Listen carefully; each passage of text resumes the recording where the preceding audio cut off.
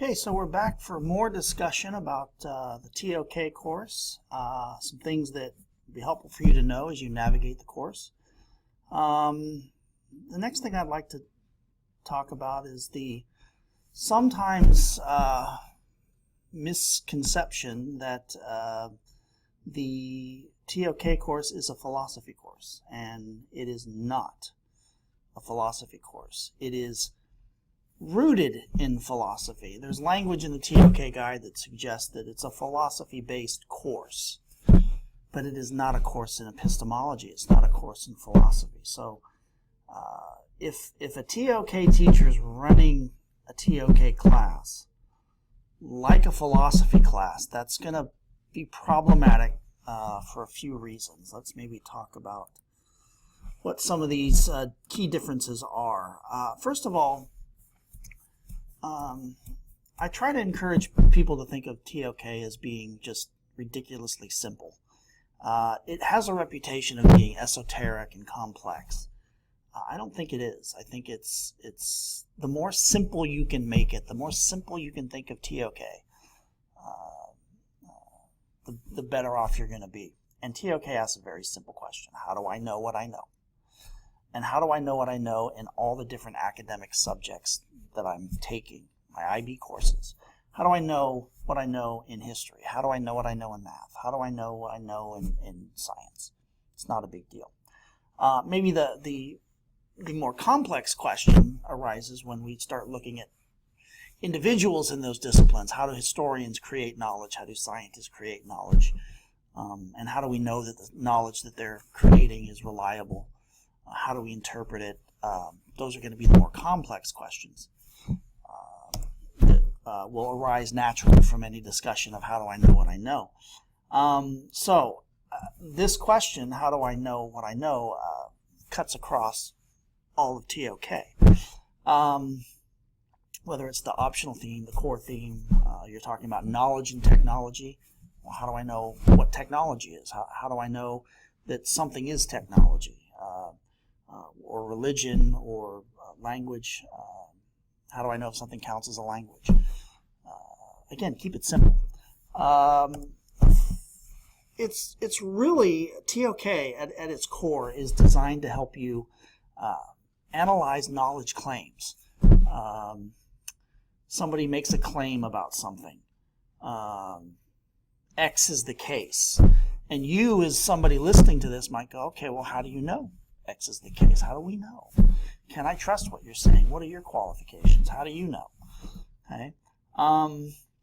And to be able to raise those questions from a variety of perspectives. Looking at things from multiple perspectives is at the heart of the IB program. Philosophy course is going to take you into much more theory, what I would call epistemic theory. Now, I have taught IB philosophy for many years, and there are times in TOK where I might be tempted to talk about, John Locke or René Descartes, but I have to be very careful how I do that. If we're talking about sense perception, and we're talking about the unreliability of senses, I might be inclined to bring up Descartes. And that would be okay in a very small case, but I can't turn it into philosophy case.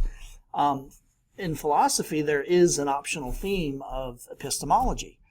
And so if you're taking IB philosophy, there's some things that you can learn in your philosophy class that might help you in TOK, and there's things in your TOK class that might help you in philosophy. But again, we don't want to really put these two courses in the same room together. Again, philosophy is going to be much more theory, even though it's called theory of knowledge. It's actually less theory, I would argue, and more real-world application. That's the key difference. Philosophy is kind of pie in the sky. We're talking about Platonic forms and Nietzsche and all kinds of things and what-if scenarios. TOK is about practical application, looking at how knowledge is constructed in the real world, in the different disciplines, classes that you are taking. So the big difference is this practical application, because in TOK you're assessed on that. You're assessed on your ability to take these theoretical concepts that we might talk about in terms of interpretation, explanation, reliability, truth, certainty, and look at how that works in the real world. You know, we're not having discussions of beauty and truth in TOK for argument's sake. We do that in philosophy class, but not in TOK. So that's one of the key differences. Something else to consider, again, are the practical issues that real-world historians, real-world mathematicians face. What's going on in the sciences? I mean, for example, with COVID-19, there's so many articles out there about modeling and statistics, and how do we know, looking at data sets, looking at multiple data sets, and what happens when you have a study that says one thing and a study that says another. That's the realm of TOK. You know, you would be looking at all of that and raising questions about, well, how do I know this study's reliable? This scientist is claiming X. What makes him an expert? This historian has said this is the case about this event in history. Well, where did he get his information? What are the sources he's looking at? And that's where TOK gets the reputation as a critical thinking course, because if you're raising those questions, you can't help but examine something critically. You know, I kind of jokingly say that TOK students become really good BS detectors, because when someone claims to have knowledge about something, you know, TOK students don't take that at face value. They think, wait a minute, now let me think about that, and what about this, and what about that, and you question things, as we all should. Again, philosophy is more of a conceptual analysis. You're looking at these things in terms of some abstract concepts, maybe. Or, you know, as often the case, maybe you're looking at it from a more historical perspective. You're looking at how thought has progressed. Human thought has progressed over time. That's not the realm of TOK. Not to say that it couldn't come up in some context, but it's not going to be the focus. The knowledge frameworks are a key part of this conceptual analysis for TOK. We look at history, we look at math, we look at science, we look at all the areas of knowledge through the lens of these four knowledge frameworks. Scope, meaning, you know, what is the scope of history? When I say history, what do I mean by history? What's the scope of the arts? I mean, these are very big, broad questions. Arts includes photography, film, dance, theater, visual arts, performing arts. And how long it's been around. I mean, the arts have been around forever. What is the scope of history? How far back in the past are we going? Perspectives. What are the different perspectives that we have in these different areas of knowledge? Again, looking at things from multiple perspectives. If you have to do that in your assessments.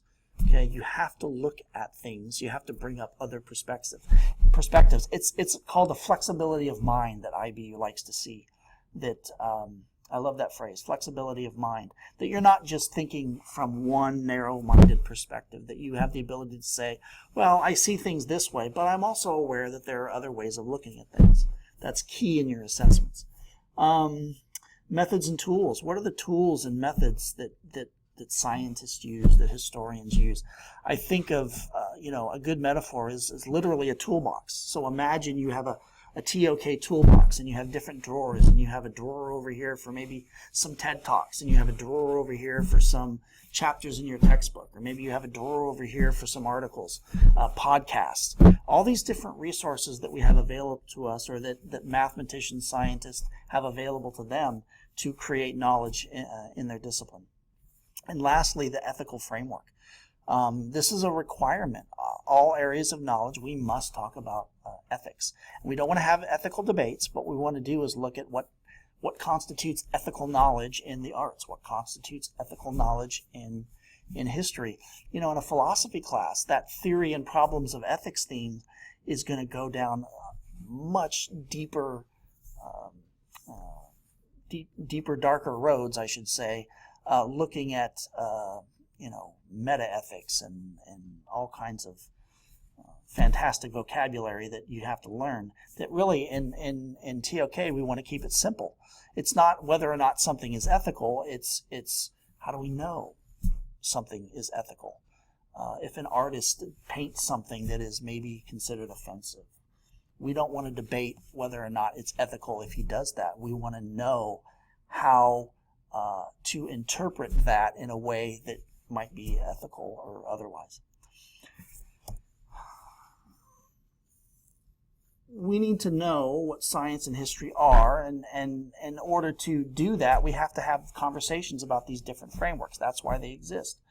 Once we do that, once we look at the big picture, the scope, then we can get into the nuances of different knowledge-making tools and techniques, ethical problems that will pose challenges for practitioners in those disciplines. Again, TOK looking at real-world practical applications, not pie-in-the-sky theory what-if situations.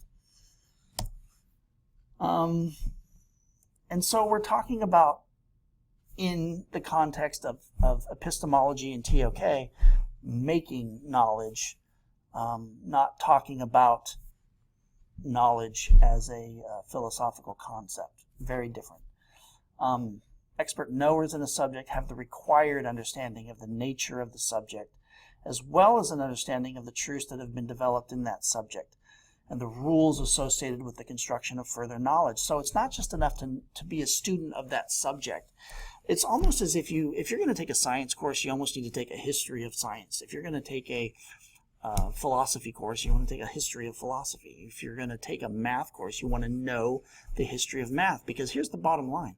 When we are teaching you these subjects, we are treating you almost as if you're apprentices in those subjects. So think of it this way.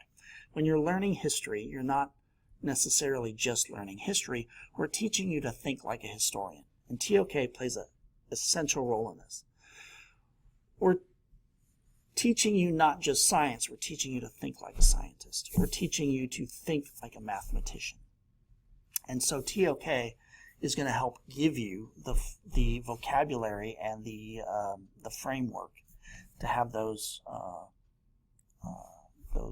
conversations in your TOK class, not in your philosophy class. So if you ever find yourself in a position where you're